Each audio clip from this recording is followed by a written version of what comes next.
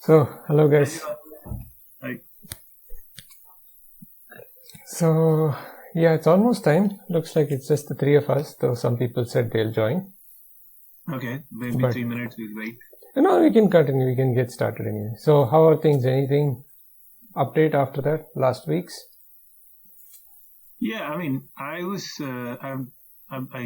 got the data and I was looking at it briefly. But I did not really, I tried to write down some questions, so to speak, because, so I was trying to see whether this is whether in a sense we are going to develop some machine learning techniques, or this is a sort of a data science project where we are just going to explore the data and see if we can post some questions about the data and have some answers. So essentially, we will be able to write a report saying that, okay, look, this data tells these things, these insights that it gives. Because we are not technically going to develop any sort of algorithm which would, maybe we can say, for instance, we can tune a machine learning algorithm, maybe with some simple regression or even a neural network, which given a certain set of data. So once we in the first part, as I said, if we ask a certain set of questions and we choose one or two of those questions to be answered in future with the future set of data, then we can develop a machine learning model which can answer that question. So right now we can only talk about what questions we can ask and what answers does this data give us. Yeah. So first to start off with, we can just get into basic data analysis. But with almost any data, it is the more complex stuff needs data to be structured in a particular way. So for example, if you're trying to have a deep learning network or something like that, that would need data to be structured in a certain way. And of course, it would need an experiment also to be conducted in a certain way. Now, instead, we can do things like clustering and classification, which does not need much. For example, even this data, we can just classify it. For example, we can try to classify the hotels into, let's say, 3 different types, right? Let's say, we have typically, high range, medium range, low range. Can we segregate them into 3 types, and what are the characteristics of these 3 types?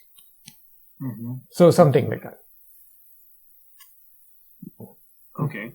Because one of the things I tell people, there are a lot of people who have a lot of data, but they don't really know where to start.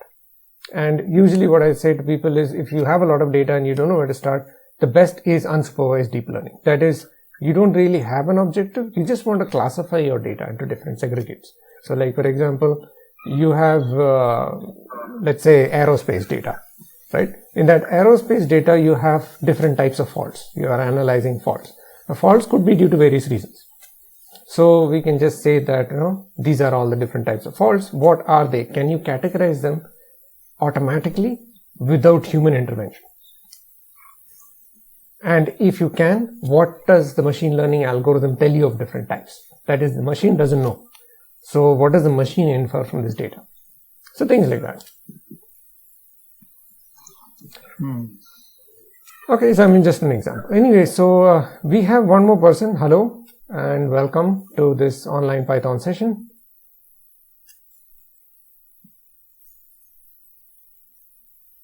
Hello? Oops, I think he went off. Maybe got cut, I think. Yeah, I think. Let's see where he is. Okay. Back yeah, again. he's coming. Hello? Hello. Hi. So my name is Wenting. So it's my first time joining this session. And the reason why I joined comes from the fact that I joined a course from Coursera. And there is a suggestion from the lecturer that I should join one module from this kind of web-based session. And I found out only your course fit in my agenda, so that's why I joined. But I know the last time that you are going to give this teach, so I just to see how it goes. Well, this is not actually the last time. I'm going on a vacation for 2 weeks. So for 2 weeks, there'll be a break and we'll start after that. But I saw it's 4 sessions and today the last one. It's actually, the reason is that if I cannot create a session without taking a break. So if I put like 10 sessions, then I cannot take a break next week. There is no way to block out 1 week. So which is why I have to only add after every time I create. So for example, every time after I complete a session, I create a new session when I know that I can create the next week. So I will not be creating 2 weeks because I won't be here. After that, I will start the next one. So it will continue. So basically, it'll look like 6 weeks. It's just that we missed 2 weeks because currently there is no provision to take a break. That's it. Oh, okay, good. But what will happen, for instance, I don't have any pre-knowledge about Python, and I start in the middle. I guess I will get lost once you are giving, the progress. Well, I guess you could join for now and see how it goes. I mean, I think so. Where are you based, by the way? I'm in Belgium. Oh, you're in Belgium. I see. Okay. Yeah. Okay. So same Europe. Where are you? You're in Germany, right? I am in Germany. Yes. Okay. Yeah. That's why your time is fitting in my agenda. I think things come good. Okay, fine. That's good. Okay. Right? Yeah.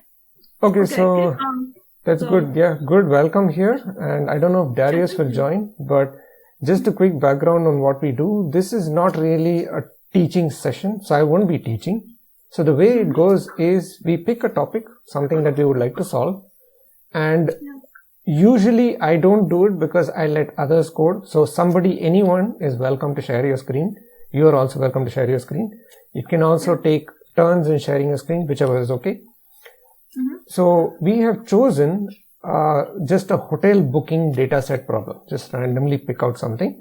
In the future, you can pick out something that you want to solve. This is just to get started. So the idea is that we have found a data set with hotel bookings. We are just going to analyze it and maybe run some basic machine learning algorithms like classification or clustering or something like that. So the way it goes is I usually invite somebody to share your screen and get started. Okay, so we have Darius also. So we now have a bigger group. We have one more person. So Darius is the founder of Howdy, in case you haven't met him so far. And the good thing, Darius, is that Wenting has joined because she's a part of the Coursera course. So she is kind of trying to do the Coursera course. Awesome.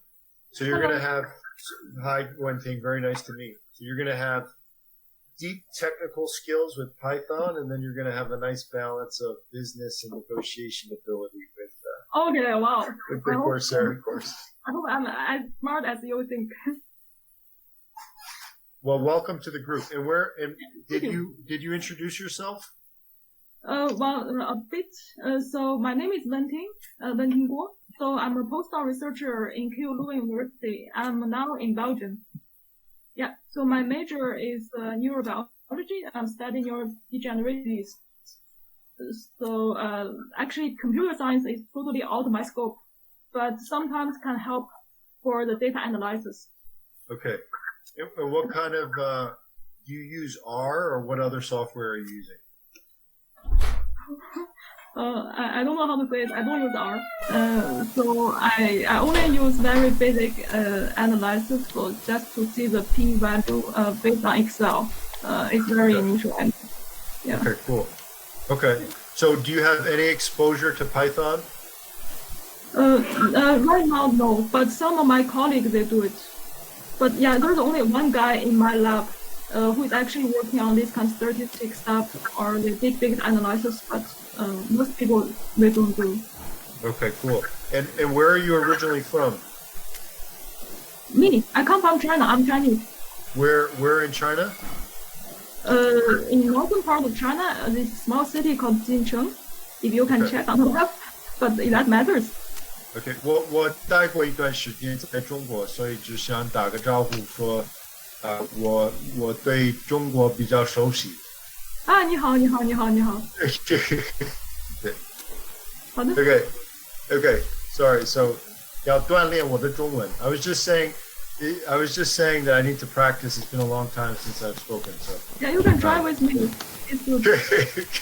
Actually, you speak Chinese quite well. Thank you.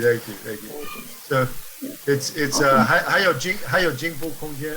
Okay. Okay.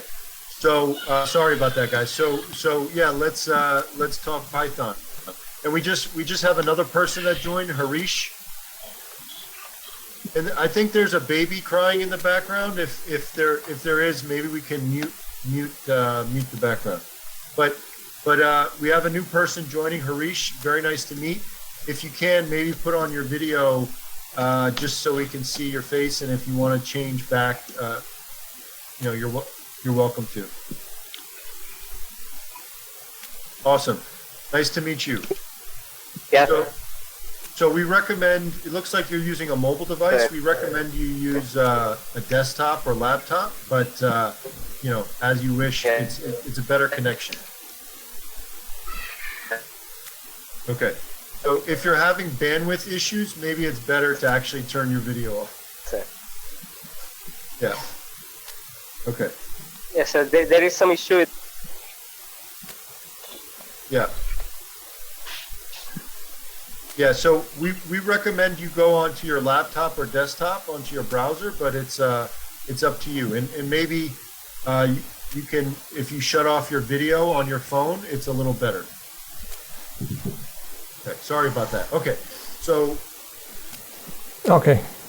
Yeah, so like I said, we're just going to get started with the hotel booking website. So hotel booking dataset. So as before, I would invite any of you to get started, share your screen. I don't know, probably since venting is new, we could let either Nikhil or Krishnan get started. Maybe you can take off either halfway through or maybe later in a later video. So what we'll do is anyone can share, because it's no point in me just programming. Somebody else can just share your screen, download the dataset, and we'll talk about how we can extract it and just play around with it. And maybe we can take on some basic challenges anyone can think of. Like if you want to know something about the data, how do you find out that information? So we'll run some basic queries, anything that you want. Okay, I'll probably start. I will just. So I will. Okay, just a second. I'll go to the Kaggle page. Okay, because anyway, I'm going to use. I will share this.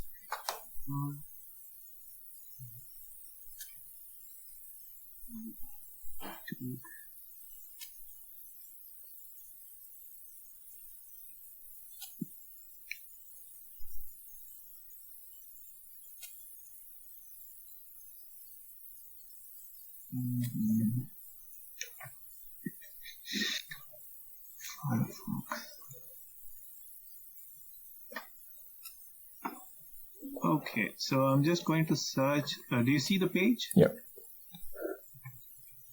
So I'm going to just. I have already downloaded the data set. I think this is the one. Mm-hmm.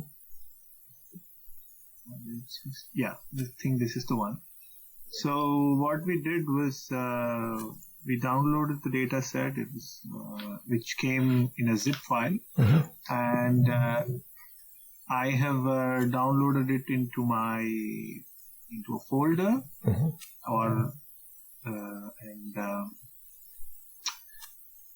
And so what I did was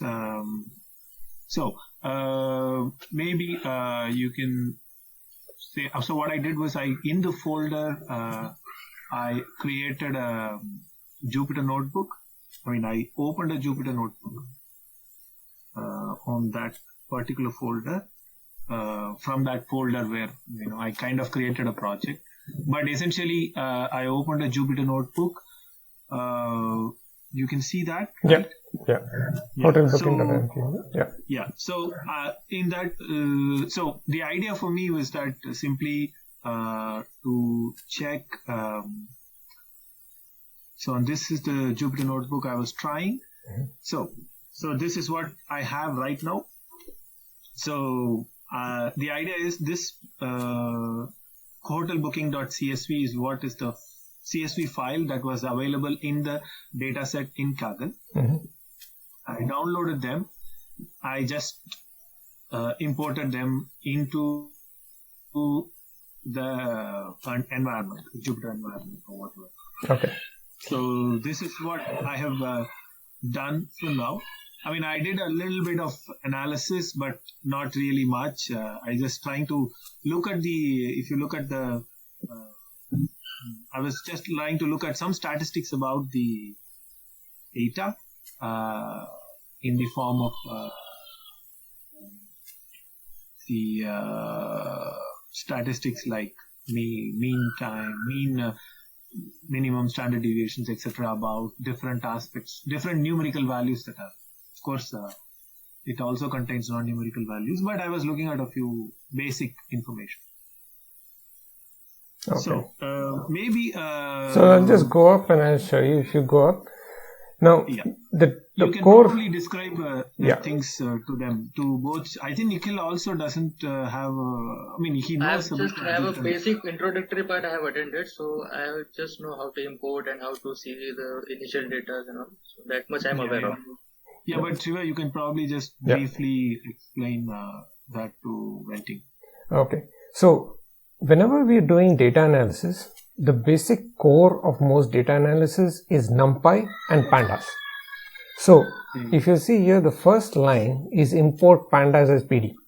So in which case you're importing the pandas package and naming it as PD. So that import pandas as PD is actually just a convention most people use, but you can just import pandas as it is, but it's just a convention in most data science projects that you import pandas as PD. Now, typically at the same time, you also usually import NumPy as NP, because in most cases, whenever you're doing data analysis, you do find yourself needing NumPy as well.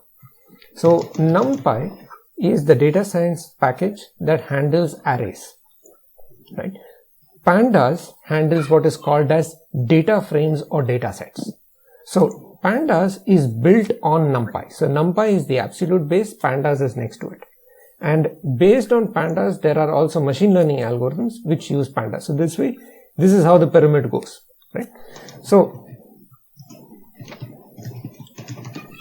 now, when you have pandas, the next thing is you can read a data set as either a CSV file or you can even read it as an Excel file. Now, if you look, you can open a new cell just above number 2 or below number 2, yeah. So if you say pd dot and do a tab, you'll see there are lots and lots of methods. The reason is when you have imported PD as a package, PD is an object. An object has several methods and attributes. So these are the list of them. So if you start typing read and then type CSV, you see these are all the different types that can be read. There is CSV, there is Excel, there is JSON, there is HTML, there are many types.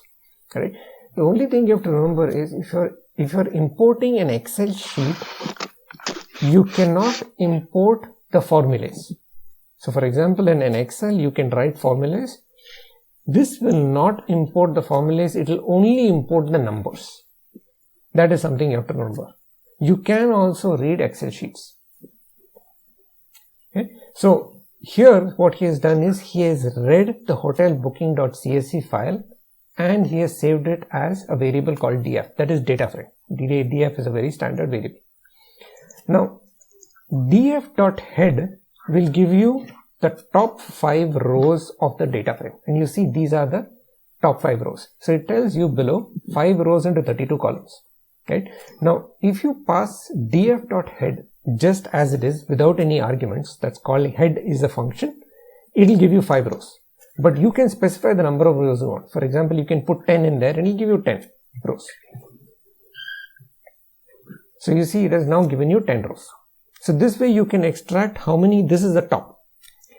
In the same way you can extract the last few. You can say df.tail.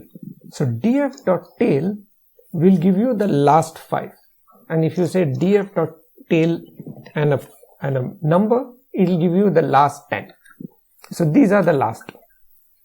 So this is a way of just looking at what is at the top of the file, what is at the bottom of the file. So now if you look, these are all the columns. You can also open the CSV file and verify for yourself, but it's the same thing. So now if you look, you can check out below. If you have another, you want to find out how many columns are there, you can just say df.columns. Just a second. Yeah.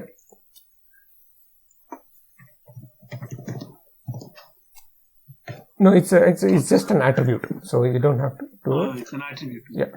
So you see, it is an attribute and a method. There's a difference. So you see here, we didn't have to call it with parentheses because this is not a function. It's an attribute of the data frame. The previous head and tail, they were functions. So you have to call them. So you see, these are all the, this is the entire list of all the columns that are in this data frame, sorry. So this is, and you can also scroll or above, you can scroll over all of them. I mean, you can scroll to the right. I mean, okay, yes. So if you want to just verify for yourself. Yeah, I will do a for 5 because 10 is difficult to see. Yes, that's okay.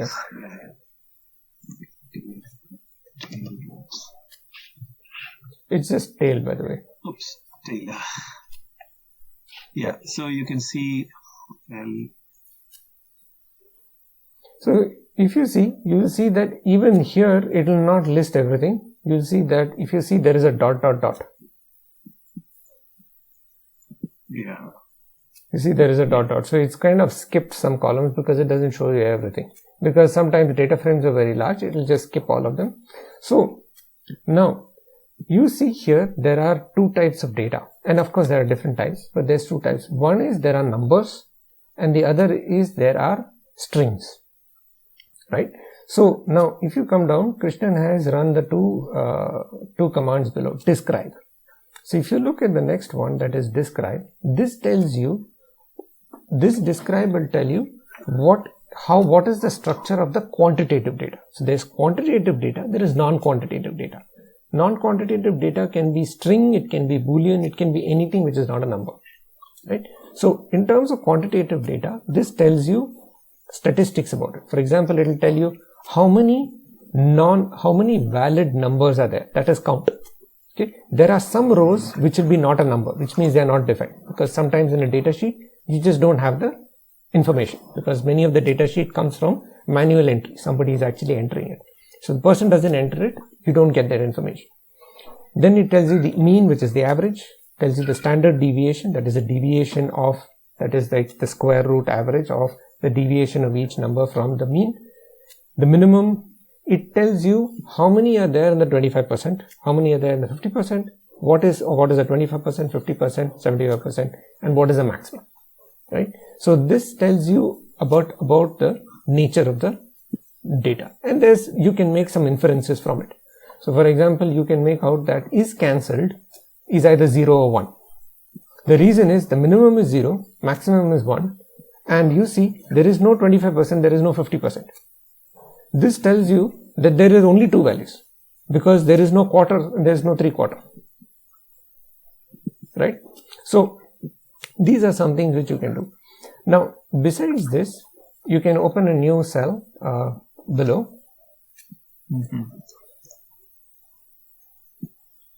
And there's another one which you can just do df dot, and yeah, that's the one you have. You already have it, info.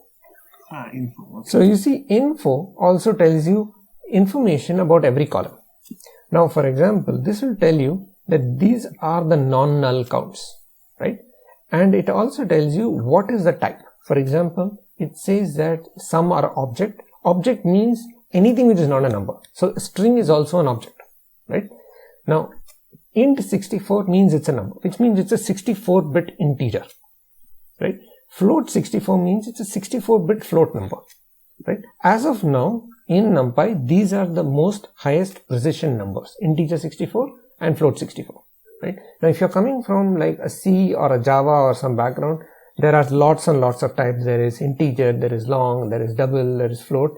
In Python, it is usually integer and float, and there is a shorter version that is int32, and there is a shorter float version that is float32.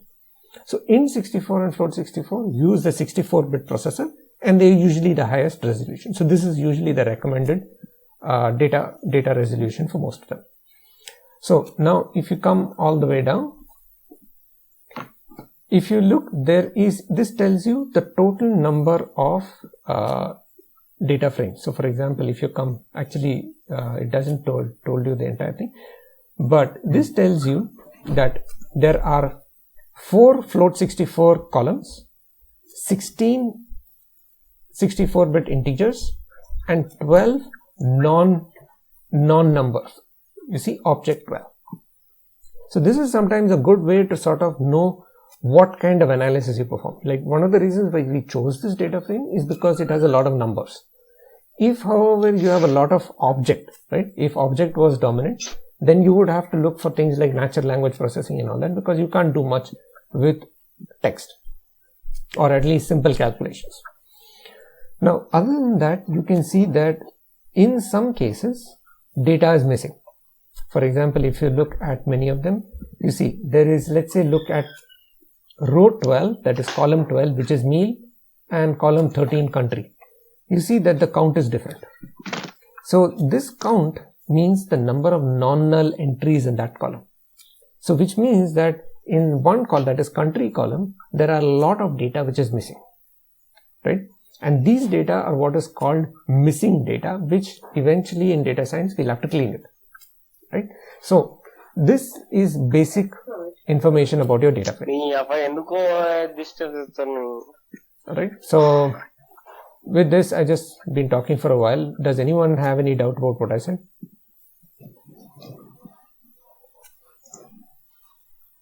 No, I'm good. Okay. Yeah, we can continue. Okay. So now that we have this, I'll leave it open to you guys. What would you like to do? Oh, sorry. What, you were saying something? I think she was saying something. Yeah. Yeah, so okay, thank you. So Shri Kumar, it's quite a lot of information, and I would like to ask you a few questions regarding to what you were taught, because I'm brand new in the field. So I don't know whether I understand it right. So now you have the Python software installed in the computer, right, and then you import some data from Excel file. Is that true? Yeah. So Nikhil, basically, can you mute, Nikhil? Because there's a lot of noise. Yeah. So basically, the site which Krishnan showed, Kaggle, you can just go to Kaggle. So basically, Kaggle is one of the best websites for datasets. So you get a whole lot of datasets. So you can just go to the data, and you can just go to the data section. So you basically there are. Yeah, so you can actually go and register. So it's not software, it's a website or what? Yeah, it is a website. So this is a website for data scientists and everything else. So a lot of companies will come and upload data, and they hold competitions and all kinds of things. Okay. So you can even look for neuroscience, like example of neuroscience. So these are like neuroscience data sets. Okay. That is good, yeah. So this is a good way to actually get started with data science and just pick out some data frames and start analyzing it and things like that. Okay. Yeah. So you can, it's registration, you can register for free and just start. Yeah. Okay. So this is where we found a data set. So we just picked out a random data set just by browsing through it. Okay. And this is what we did, which is a hotel data set. So the other one, when he went to the hotel data set, you can just go to that hotel data set again.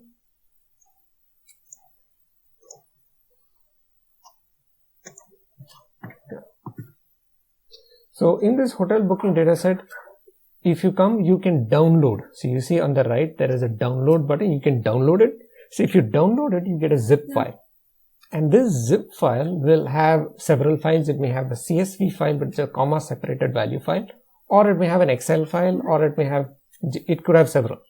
So what I was showing was that in once you have pandas, you can read mostly occurring files like Excel or CSV or even HTML, JSON by the read command. So there is a read CSV that we use. You can also use read Excel or read JSON or read HTML, whichever.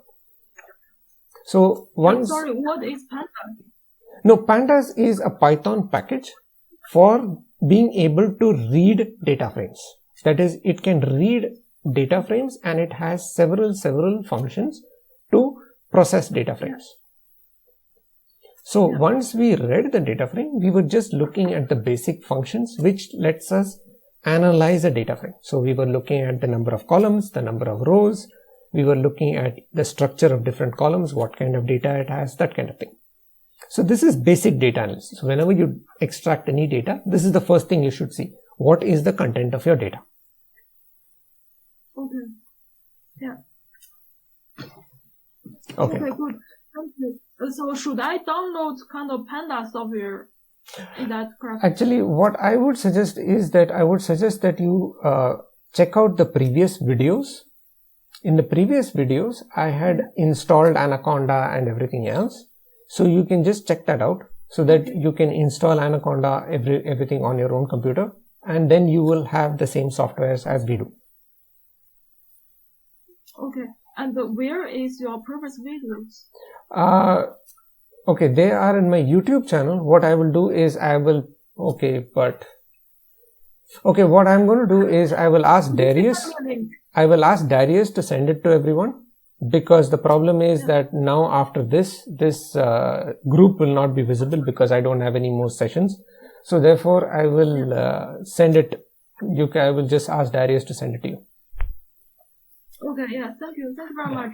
So just keep on. I guess I will. She can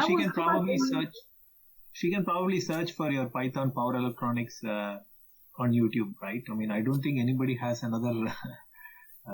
Yeah, you can do that also. It's just that there are a lot of videos. So I will just ask Darius to give you exactly this, because this is a Learn Python webinar series. So I can just ask him to give you this so that you can then just watch the videos in only this. Because not only this, I've had another previous webinar series during the lockdown period. So you can also watch that. So that way you don't have to search around, because the website has a lot of things. Most of them are electrical engineering. So there's no need for you to look at all that. Okay, good. Yeah, thank you. Okay. So maybe just keep on, because I'm too initial. I guess other people will need some more progress data or analysis methods from you. Okay, oh, yeah, sure. So, yeah, fine. So, I mean, other than that, if there's any other question, I'll be happy to answer. Otherwise, we can, I just open the floor to you to pick a challenge. Okay. So, okay, I will keep my video off for some time because there is some bandwidth issues I was getting. Sure. But anyway, I will keep it on time to time. But anyway, I will keep it shared. Okay.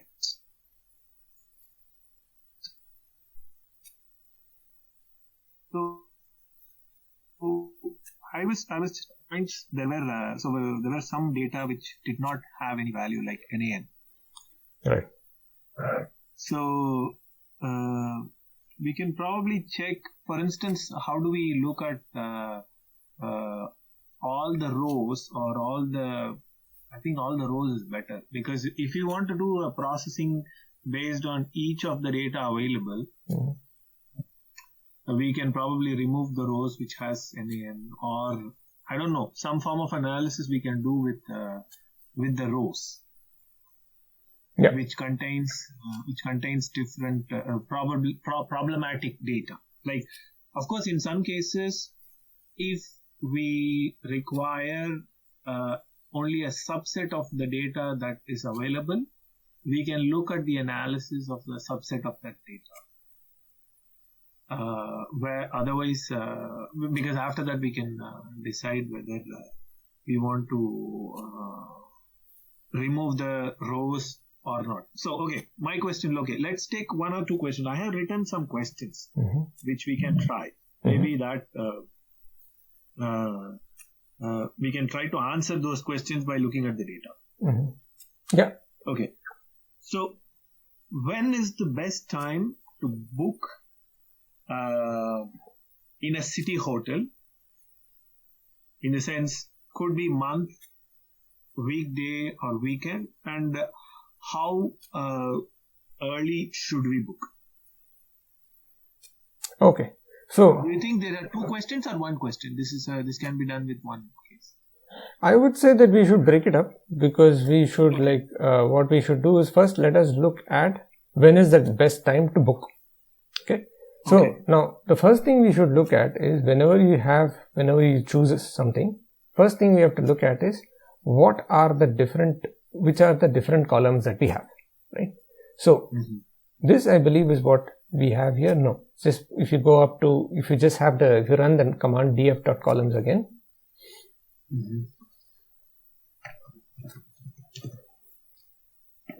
So you see, these are our columns, right? Now, once again, if you run df.head,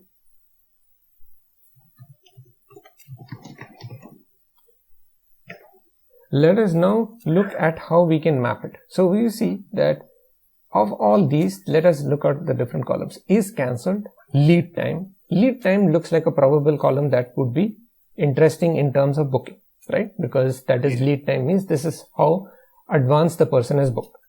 Okay. Second is arrival date year, right? Now, arrival date year could be important, but our question is when is the best time to book?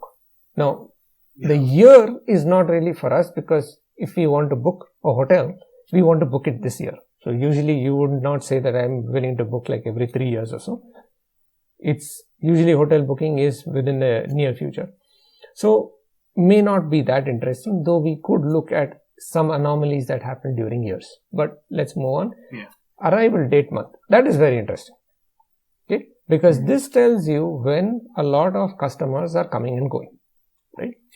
The next one, arrival week number. Arrival week number can also be interesting, but not that much, because it is more of a numeric value, but still it is also interesting. Let's keep it, because we can always map it to a similar month kind of thing. The next is the day of the month. Also important, because anything to do with date is what we need, because our question is how much in advance should we book a hotel. Then stays in a week. Could be, but in our case, we are looking mainly at how much is the lead time. So this is not such a useful variable, right? Now, next is adults. Again, for us adults, it should not be that much important, because you may have how many in the family, but you can't drop them given some other data set, right? You have to take everyone with you. Now, we have to go for this reason, we have to use the remaining columns. Let's look at next. Children. Again, doesn't really matter how many children are there, because if you have children in the family, you have to take them along with you. You can't leave them behind just because children may increase the price of your. Yeah, you don't have that option. Same with babies. Now, meal. Meal is a column that is skipped. Now, for that reason, let us go and have a look at what this column does. So, do you know how to extract one column? Let's see. Is it like this? Yes. Okay. So, I mean, you have to know the name of the column. You can actually, if you're specifying a single column, you can just press tab and it will complete. So, if you delete the 2-3 characters, you have to put down and start typing ME. Yeah. So, if it's one column, it's okay. But if it's a list of columns, then it won't work. Okay. So, yeah. So, if you type this, and of course, you can also do, here also you can do head if you want, but it's not really necessary. So, you see here, this is a string character. Alright. Even though it's a string character, right, the question you want to ask is, what is this? Because before you eliminate data, you want to know what it does, right? So, here you are seeing BBB, and the last there is HB. So, now the first question you want to ask is, what is this, right? So, would you know how to find out what are the values in this? meal. Mm. There is a method called .unique.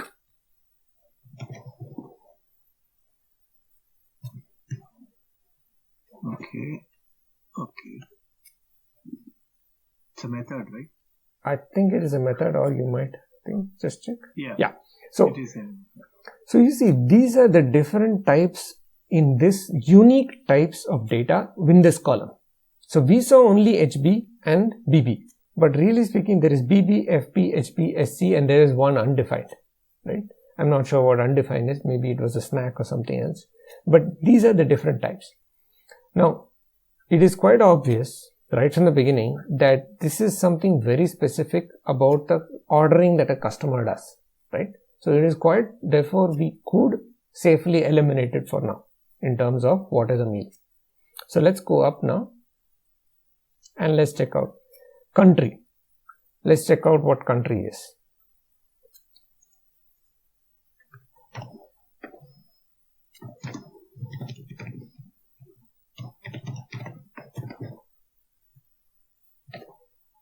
So you see there's a fairly long list. So these are all the list. These are the list of countries from which this data has probably come from, right? That is, these are bookings, either one from the travelers where their country of origin, or it is the country at which the hotel is. Now, to know this data, the best way to do is to actually go back to Kaggle and see the description of the dataset, because sometimes you would not find it here. So you can go here and you look at description.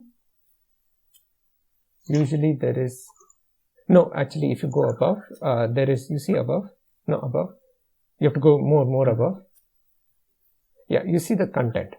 So here, this tells you sometimes, this gives you some information about the actual data and what you're trying to do. So if you come down, sometimes there will be, well, unfortunately there is not.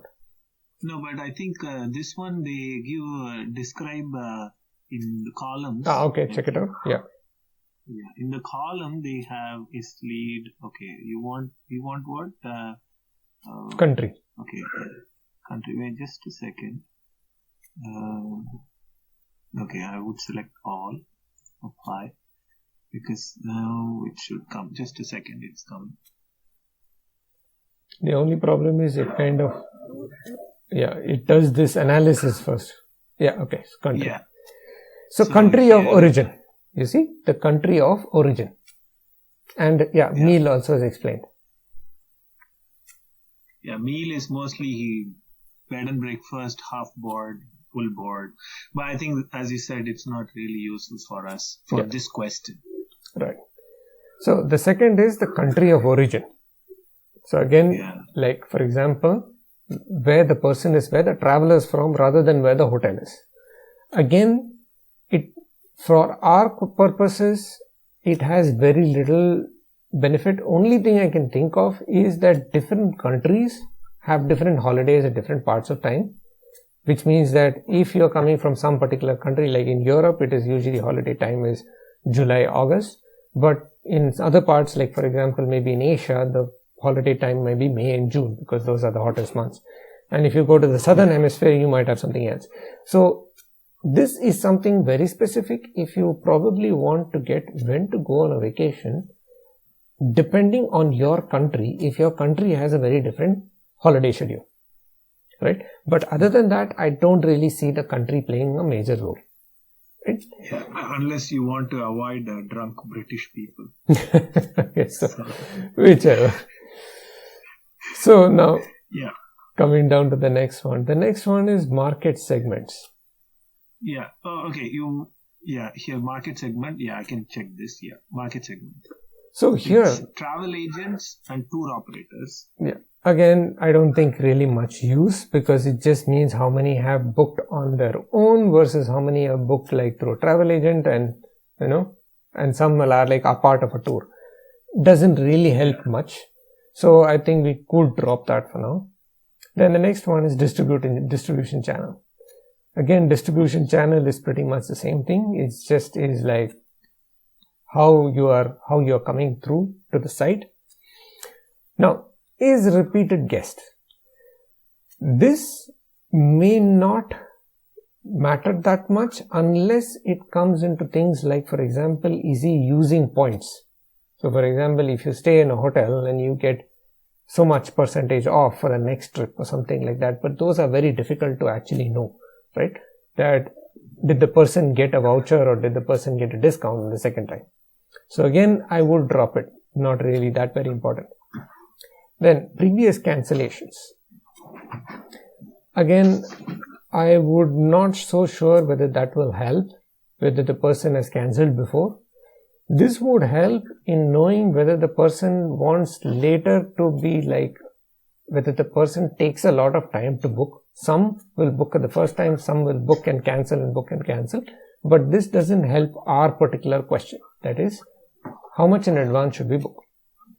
So next one, previous booking is not cancelled. Also, I don't really see much use because these are more specific with respect to user behavior, right? Yeah. So reserved room type. Okay, let's come down. Now, reserved room code is guaranteed. So there is an A and there is a D. Now, this is interesting. I don't know what A and D means for. I don't know what this is. So again, the problem is this: if you have data, and sometimes this is quite normal that when data is collected, people will just put anything and anything into it, because when you're collecting data, they'll just say fill it all up, right? So quite a lot of the times data columns may not really make much sense, and if that is the case, if something obviously doesn't make any sense to you, you just drop it at the first attempt. So let's drop that as well. Assigned room type, again A and D doesn't really make much sense. Let's move on. Booking changes. These are the number of amendments that have been made. Again, doesn't really solve our problem that much because this is more dealing with specific user behavior. So we could continue. So deposit, no deposit. I'm not so sure. How would this? Any comments by anyone? Because I've been talking a bit. Yeah, I know. I mean, for us, on deciding how we are going to book, no. But in case of booking changes, for example, we might be, I mean, whether, I mean, if the data is useful, it might be useful for us because, if we can decide when we can, I mean, whether there is a possibility that somebody will change their booking. So, like, okay, we want to book and given 10 days in advance, what is the likelihood that somebody will change the booking? Because, but again, the question, I think for the question of when do we book, this is not useful. Sorry. No, the idea, see, that's what I'm saying. This is more with user behavior. You know where this can be useful?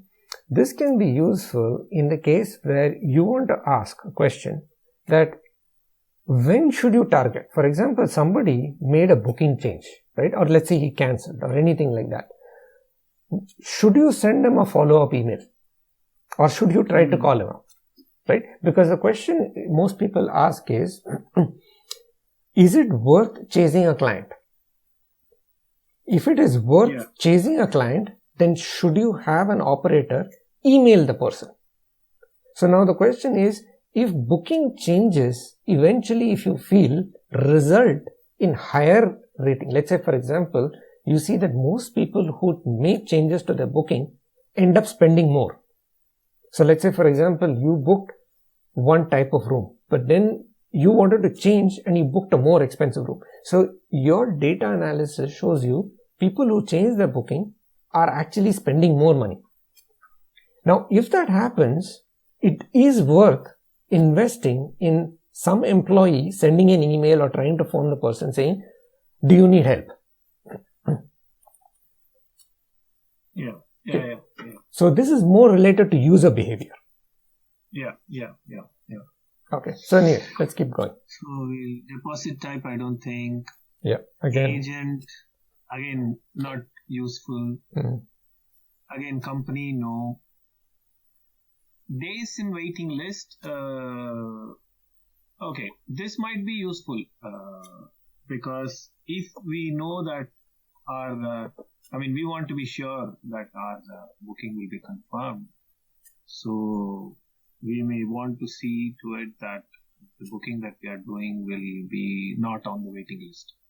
Yeah, like you said, it makes sense. You know why? Because if a person is on the waiting list, you might want to book more in advance so that you don't come in the waiting list. So that kind of is something that might be worth looking into.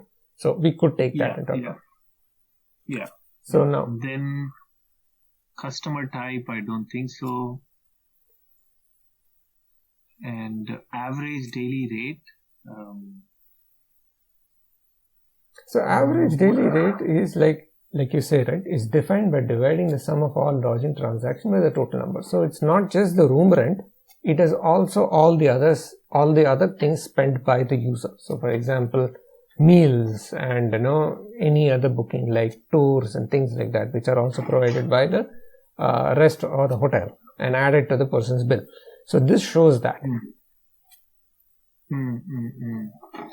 But again, I don't think, I don't also see much use for this, Required car parking spaces.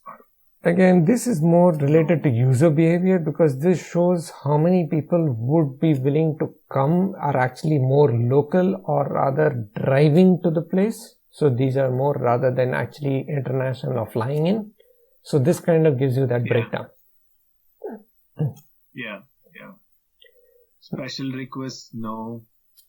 Again, the same thing. Yeah. Reservation status, okay. So therefore, the reservation last status. So this is like, for example, I guess, what is the status? Like, for example, of all these, how many are expected? How many have come and gone? How many have cancelled? Whatever, all those things, right? So, I guess a huge number are like, for example, it says checked out and cancelled.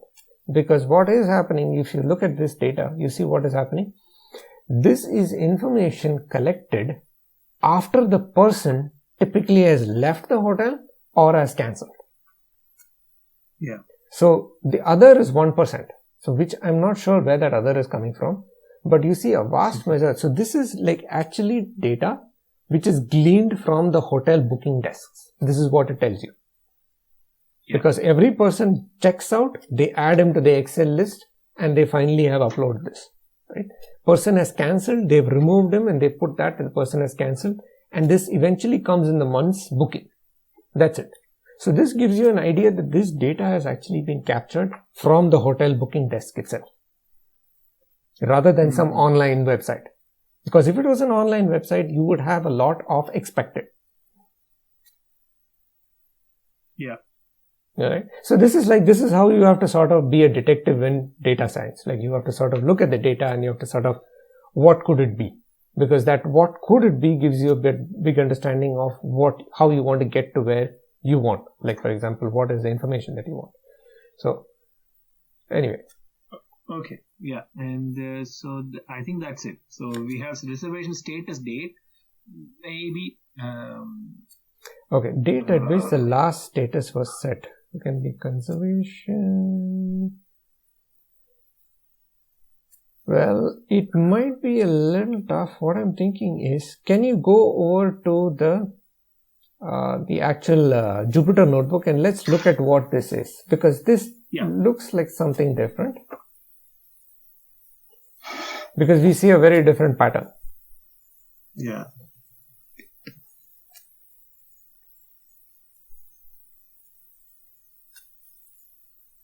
So it is basically the date. So this shows that when there was an update in the person's date. So the question is, it could be any update. For example, the person could have checked out, the person could have left, could be anything. Now, as you said, doesn't seem like we can do anything with the date. So I would say we can drop this. Yeah. So we'll just summarize. I think is cancelled was type of hotel was there required, because of course we are interested in one type of hotel. Is cancelled, I think, was required. Lead time, yes. Year is not required. Or at least like can move it to the end, yeah. So can I? Okay, let me just see if I can copy this, and then we can write into a new data frame. Yeah, exactly. Something like that. Yeah. And then df of, okay, let me put it all of them, but we'll remove some of them. That's how can we do this way? Yes, absolutely. I'm good that somebody. Okay. So this is like, okay, now I'll just tell people other things. If you go up to the previous one, the previous cell, we had selected a single column. So when you want to select a single column, you just have to put the square brackets and you have to put the column name as a string, right? And you get that particular column. Now, you can extract several columns out of a data frame to form a sub data frame. So here, if you look, what you have to do, you have to start the square brackets and then you have to include all these in another string. So it is a list. So you need a double bracket. Okay, and already there. It has to be closed at the end. So what you're doing is you're passing a list of columns and saying, just give me these columns only from the data frame. Okay, so okay, we don't need this. I remove this like this. Yeah. And for instance, arrival date month, we're probably keeping week, yes. Day of the month, yes. Weekends, yes. Weeknights, yes. Adults, children, babies, I don't think we need. Yeah. Country, market segment, distribution channel, is repeat request, previous cancellation, previous booking not cancelled. I think most of what we didn't find anything actually after that, right? So we can. Yeah, I think after this, yeah, you're right. Days in waiting list, I think we wanted that. Yeah. So agents, yeah, these things are gone. Even company is gone. I think we can do days in waiting list. Customer type is not required. ADR is not required. Car speaking space, total special request event. None of these are the things. So I can just do this. I do this. Yeah. So df underscore new. If I do a head, I should see only these many. 1, 2, 3, 4, 5, 6, 7, 8. 3, 4, 5, 6, 7, 8. Yeah. 8 or 9. Sorry. 9. 9 columns are there. Yeah. So just a question to everyone. Does anyone have any doubt about what has happened?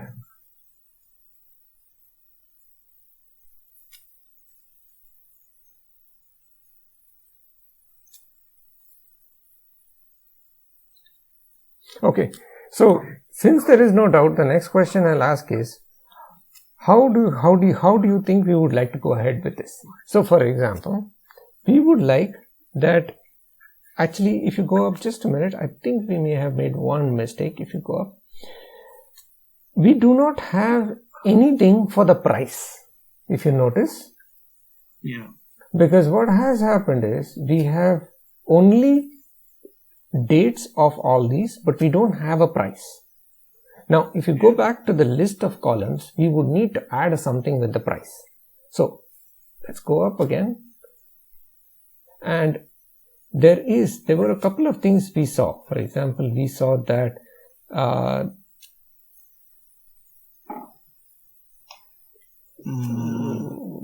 think it probably was something to do with the type, room type. No, actually it was, I think better to go to Kaggle. It was, yeah. Because in Kaggle, if you go all the way up and if you just scroll down, I think it was something, it was a charge per hotel. So if you come all the way down. So if I see this. No, I think you have to go to the columns itself and you come down, scroll down in the columns. So is cancelled? No. Lead time? No. Arrival date, arrival month, keep going, stays in weekends, stays in weeknights, child, children, babies, meal, country, keep going, market segment, is repeat guest, previous cancellations, keep going,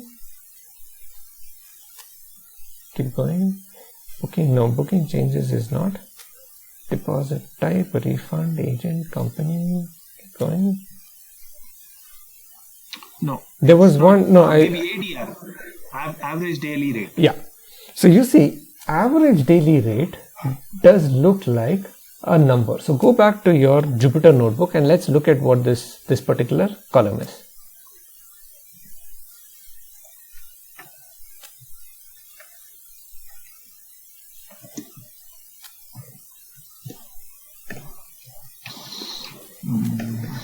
So this is indeed a number. So this is a number, and whenever you have a number like this, it's always interesting to see what is the max, min, and what is the mean. So check it out.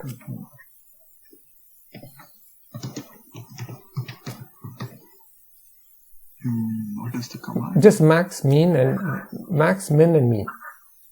Yeah, but there was a statistics command, right? What is that? Oh, describe. Describe. Yeah. Yeah. So you see, minimum minus 6.38, which is interesting. How come it was negative? Which means the person probably got a refund completely. The next is max, which is 5,400. Wow, that is a pretty big one. And the mean is around 100. I'm assuming it's US dollars. I'm assuming because since it is a what do you call it? Hotel booking, but then again, the country of origin. So we don't really know. So anyway, so this is the nature of data. This is a good example of how much people are spending when they finally book, right? So even though this doesn't actually give you an indication of how much is the room charge, it still is an indication of how much you spend on your vacation. Yeah. Because not only even everything else counts, because even if you're going for activities, if the activities are cheaper, it's still a good idea to go in off-peak season because everything is going to cost you lesser. So I would say that we add this to our list. Because eventually when you want to find a quantifying number, you want to have a quantifying number with which you can say that this is the least that you were able to get.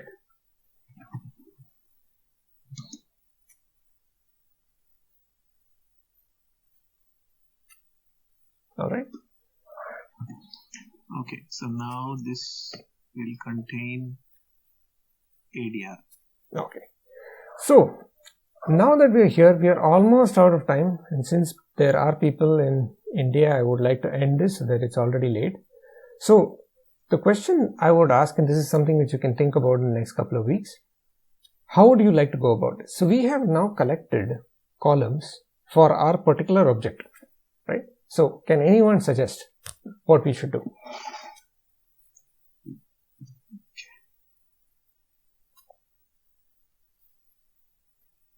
I think Nikhil, you're talking, you're on mute.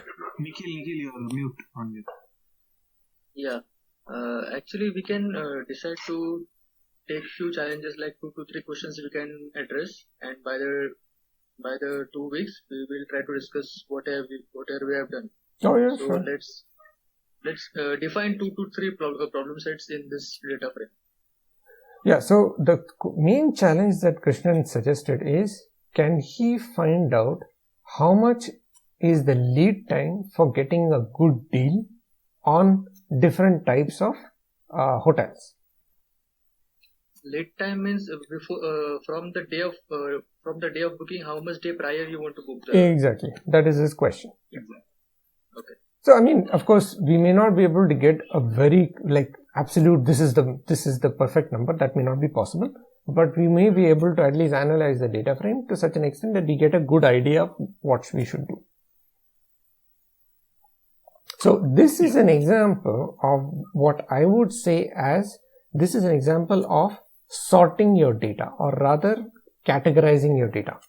So for example, if you have, I don't know if you have prior experience with pandas, but there is there is a function by which you can sort your data frame with respect to different columns. So what we do is, our final column, or what is our objective, is the ADR, right, which is the amount of money that a person spends. Now the rest of them are what you call different aspects that will affect the ADR. So we have to collect our inputs and our outputs, cause and effect. So the effect is the ADR and the cause we have to collect as the others. Now, can you sort your data according to those causes and analyze the effect according to the causes?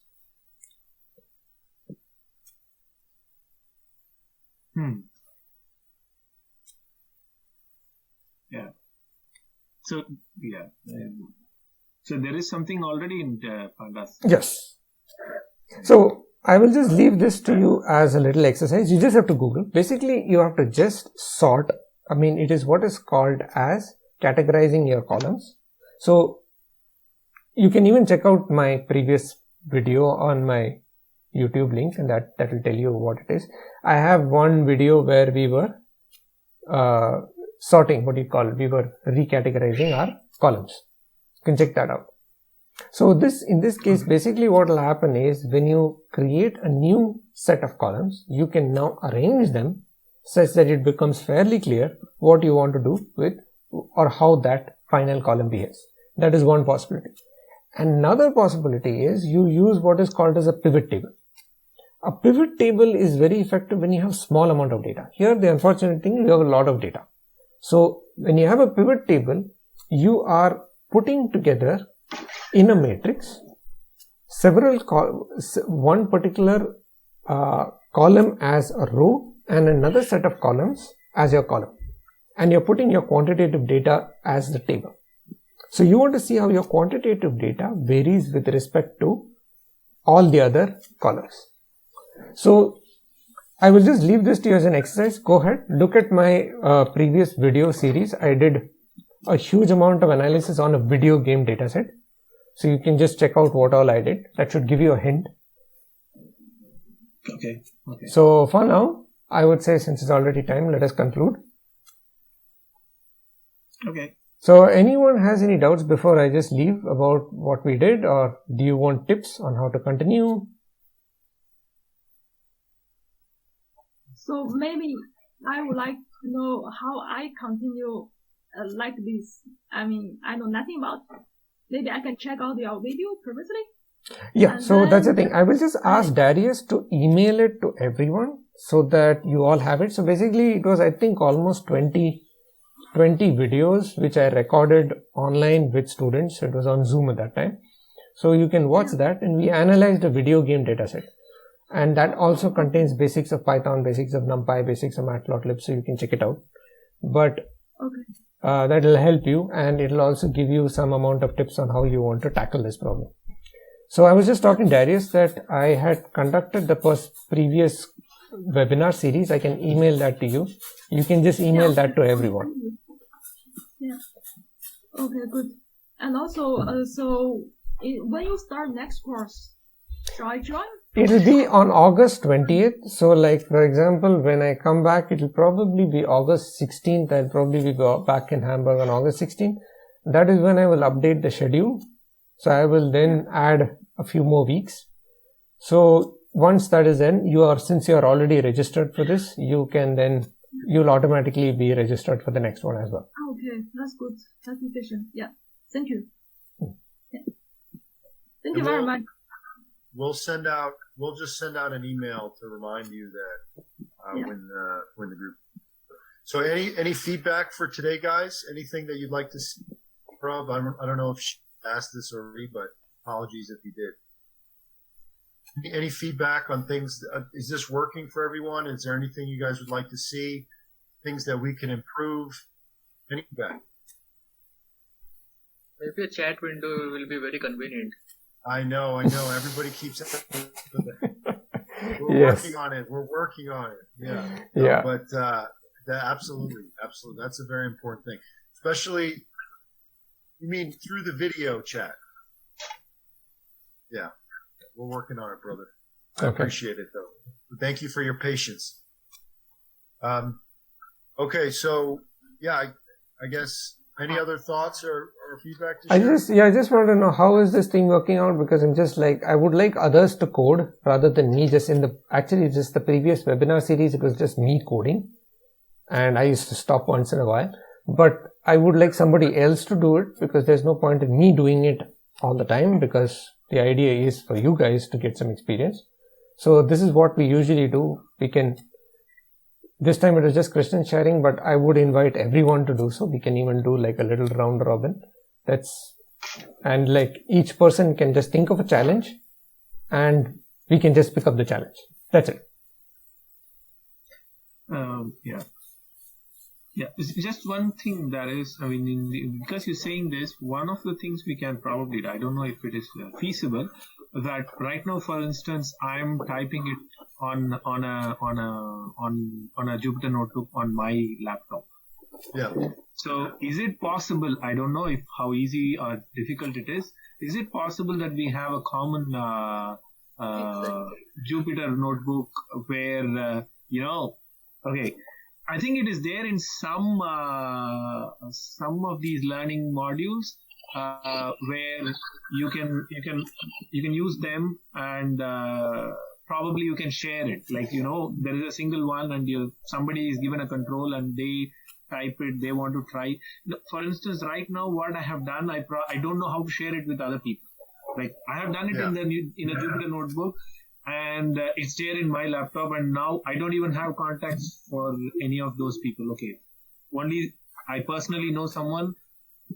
I can share the code, or I can share the document. For those I don't know, I cannot share it. So is it possible to create a way it's not about the chat, but I think we can check out, there is a Google Colab option. Are you saying like a code sandbox? Yeah, that is an ideal way, but maybe that might be not immediately easy, because you have to have a running compiler or some form of a interpreter in the background. But maybe to start with, an easy way to share through this, share a document, share files. Share files. Yes. So that will be the starting point. The sandbox kind of apparatus will be really great, but maybe that's not the first step. Yeah. No, it's great feedback. So there are tools out there for sandboxes that I think people can work simultaneously on. I know for web applications, there's a tool called Code Sandbox. But I'm not sure if there's something that exists for this for Jupyter notebooks. I know Shiv and I were talking the other day about a program called Rhyme. And what Rhyme does is that it allows you to have this web-based Jupyter sort of environment so that everybody can collaborate together. There's another one called, anyway, there's a couple. So what I can do is I can talk with Shiv and see if maybe we want to deploy a shared Jupyter notebook for this project, or maybe Shiv is doing a lot of the work and obviously he's not getting paid for it. So if somebody wants to put together this thing too, you're welcome to do it. But we will research it for sure. And then the other thing is, in terms of sharing files, that's something we're building. Yeah.